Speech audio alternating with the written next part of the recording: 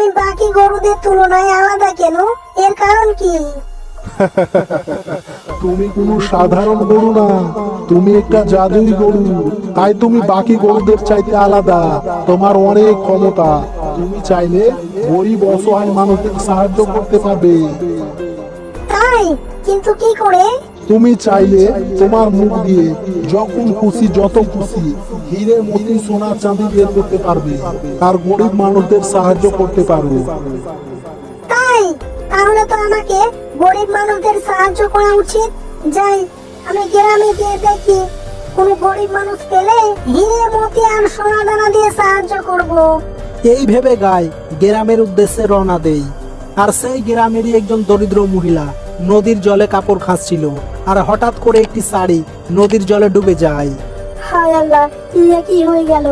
গত বছরই আমি এই শাড়িটা 600 টাকা দিয়ে কিনেছিলাম, মাত্র 2 দিন পরেছি, নতুন হয়েই আছে আর জলের মধ্যে ডুবে গেল।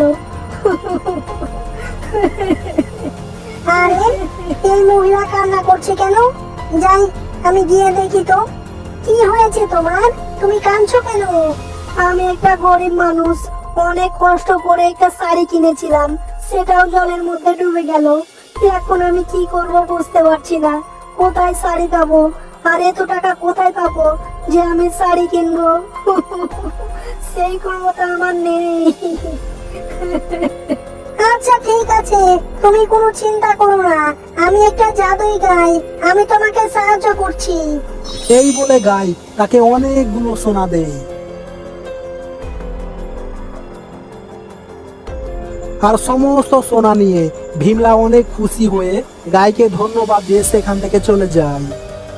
আর যাবার পথে তার প্রতিবেশী স্বপ্না এতগুলো সোনা দেখে অবাক হয়ে যায়। আরে, এত সোনা ভীমলা কোথায় পেল? না না, যাই, আমি তার ঘরে গিয়ে দেখি আসলে ব্যাপারটা কি। আর এদিকে ভীমলা তার ঘরে এসে তার স্বামীকে সমস্ত কথা খুলে বলে যে সে এতগুলো সোনা কোথায় পেল। আর তাদের এই সমস্ত কথাবার্তা স্বপ্না জানালা দিয়ে শুনতে থাকে। আচ্ছা, তাহলে এই ব্যাপার, তাই তো বলি, সে তো সোনা কোথায় পেল। না না, আমিও কালকে সেখানে যাব, গিয়ে দেখি ও গায়ে আমাকে কতগুলো সোনা দেয়। আর পরের দিন স্বপ্না একটা শাড়ি নিয়ে নদীর কাছে এসে ইচ্ছে করে নদীর জলে ফেলে কান্না করতে শুরু করে। হাই হাই, আমার একই সর্বনাশ হয়ে গেল, আমার এত দামি শাড়িটা জলের মধ্যে ডুবে গেল। এখন আমি কি করব? আরে, এই মহিলার আবার কি হলো? যাই, গিয়ে দেখি তো, কি হয়েছে তোমার? কাঁদছো কেন? দেখো না, আমার এত দামি শাড়িটা নদীর জলে ডুবে গেল, এখন আমি কি করব? আমি ঘরে গেলে আমাকে এখন মারবে, তাই আমি ঘরেও যেতে পারছি না। আমি কি করব বুঝতে পারছি না। না না, খবরদার খবরদার, তুমি কোনো চিন্তা করবে না, তোমাকে কেউ মারবে না, এর ব্যবস্থা আমি করে দিচ্ছি। এই বলে গাই তাকে অনেকগুলো সোনা দেয়। এই নাও, তুমি এই সোনাগুলো নিয়ে যাও, আর তা বিক্রি করে তুমি অনেক টাকা পাবে, আর সেই টাকা দিয়ে তুমি অনেকগুলো শাড়ি কিনে নিও, তাহলে তোমাকে কেউ কিচ্ছু বলবে না, কেমন? যাও, তুমি এইগুলো নিয়ে যাও। আর স্বপ্না সমস্ত সোনা নিয়ে তার ঘরে এসে যায়। আরে, একটা সস্তা 200 টাকা দামের শাড়ি ডুবে যাওয়াতে যদি ও গায় এতগুলো সোনা আমাকে দিতে পারে, তাহলে আমি যদি এই সমস্ত সোনা নিয়ে গিয়ে নদীর জলে ফেলে দিই আর তাকে যদি বলি আমার অনেকগুলো সোনা নদীর জলে ডুবে গেছে, তাহলে সে আমাকে অনেকগুলো সোনা দেবে। আমি কালকেই যাব আর সমস্ত সোনা নদীর জলে ফেলে দেব। আর পরের দিন স্বপ্না সমস্ত সোনা নিয়ে এসে ইচ্ছে করে নদীর জলে আবারও ফেলে দেয় আর জোরে জোরে কান্না করতে শুরু করে। হাই হাই হাই হাই রে, আমার কি সর্বনাশ হয়ে গেল, আমার এতগুলো সোনা নদীর জলে ডুবে গেল, এখন আমি কি করব? হাই হাই হাই, আমার কি সর্বনাশ হয়ে গেল। আরে, এ তো মনে হচ্ছে সেই মহিলাই যাকে আমি কালকে সোনা দিয়েছিলাম, কিন্তু আজ আবার তার কি হলো যে সে কান্না করছে? যাই গিয়ে দেখি তো। কি গো, আজকে আবার কি হয়েছে তোমার? কান্না করছো কেন? দেখো না, কালকে তুমি আমাকে যে সোনাগুলো দিয়েছিলে সেগুলো তোমার জন্য এই নদীতে এসেছিলাম, আর হঠাৎ করে সমস্ত সোনাই নদীর জলে ডুবে গেল। এখন আমি কি করব বুঝতে পারছি না। এতগুলো সোনা এখন আমি কোথায় পাবো? কি, তুমি কি আমাকে বোকা ভেবেছো?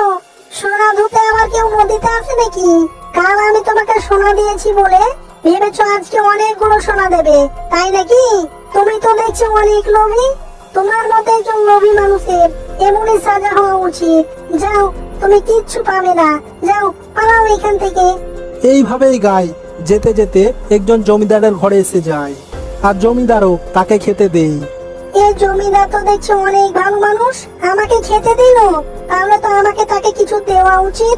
এই ভেবে গাই অনেক খুশি হয়ে তাকে হীরা দেয়। এ তো হিরে, এ তো দামি দামি হিরে। এই গাই কোনো সাধারণ গাই নয়, এই গাই মনে হয় কোনো জাদুই গাই, তাই সে এতগুলো হীরা দিল।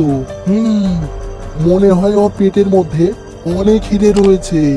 আমি এক কাজ করি, ওর পেট কেটে সমস্ত হীরা বের করে নিই, তাহলে আমি এই গ্রামের সবচাইতে ধনী হয়ে যাব। এই মানুষের মাথায় এইরকম চিন্তা ভাবনা কি করে আসতে পারে? এ তো লোভী মানুষ সব। যাই, আমি তাড়াতাড়ি এখান থেকে পালিয়ে যাই, নইলে লোভী জমিদার আমাকে মেরেই ফেলবে। যাই, পালাই পালাই। এই বলে গাই তাড়াতাড়ি করে দৌড়িয়ে সেখান থেকে পালিয়ে যায়। আরে কি ব্যাপার, জল খাবে নাকি? তোমার কথা শুনে আমার মনটা ভরে গেল। সবাই শুধু আমার কাছ থেকে ফায়দা নিতে চাই, কেউ আমাকে জিজ্ঞেস করেনি যে আমি কি চাই। তুমি জিজ্ঞেস করলে। সত্যি সত্যি তুমি খুব ভালো মানুষ, তাই আমি তোমার সাথে থাকতে চাই। তুমি কি আমাকে তোমার সাথে থাকা নেবে? আমার কাছে কি বা আছে, তুমি যতদিন ইচ্ছে আমার কাছে থাকতে পারো, আমার কোনো আপত্তি নেই। আমার তো এই দুনিয়াতে কেউ নেই। এরপর তারা দুজন বন্ধুর মতো জীবনযাপন করতে শুরু করে। এইভাবেই কিছুদিন কেটে যায়, আর এদিকে সেই জমিদার গাইকে খুঁজতে খুঁজতে সেখানে এসে যায়। এই চুপচাপ এই গাইটা আমাকে দিয়ে দে, নইলে তোকে মেরে ফেলবো। দে, তাড়াতাড়ি দে। ক্ষমা করবেন বাবু, এই গাই ছাড়া অন্য কিছু বলো, আমি এই গাইটা দিতে পারবো না।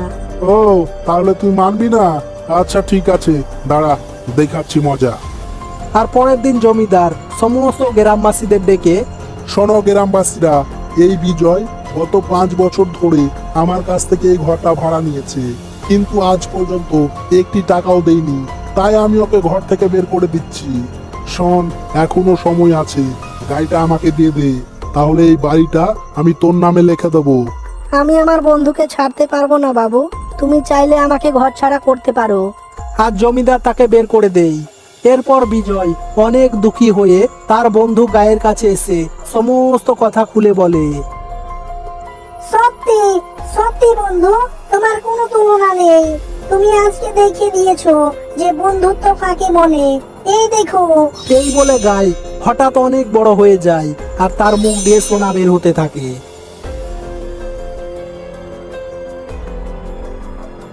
দেখো বিজয়, বাঁচা মরা আমাদের হাতে থাকে না, বাবা মা কি হবে সেটাও আমাদের হাতে থাকে না, কিন্তু আমাদের বন্ধু কি হবে সেটা আমাদের হাতে থাকে।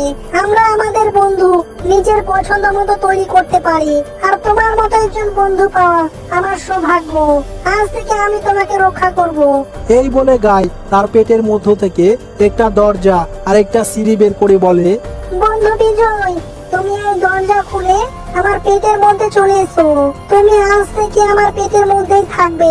আমার পেটকেই তুমি তোমার ঘর মনে করে নাও, তোমার কোনো অসুবিধা হবে না। তুমি চাইলে তোমার ইচ্ছে মতো বাইরেও বের হতে পারবে, আর আমরা দুজনেই একসাথে থাকবো। কি বলবো? এরপর বিজয় ভিতরে ঢুকে দেখে ঘরের মধ্যে যে সমস্ত জিনিস আছে তা সবই সোনার তৈরি। এই দেখে বিজয় অনেক খুশি হয়। এরপর থেকে তারা হাসি খুশি ভাবে জীবনযাপন করতে থাকে।